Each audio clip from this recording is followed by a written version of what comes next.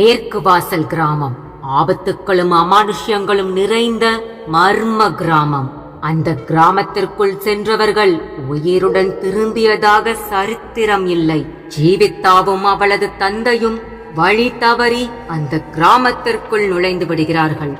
இவர்கள் இருவரும் தப்பித்தார்களா? மேற்கு வாசலில் நடக்கும் மர்மம்தான் என்ன?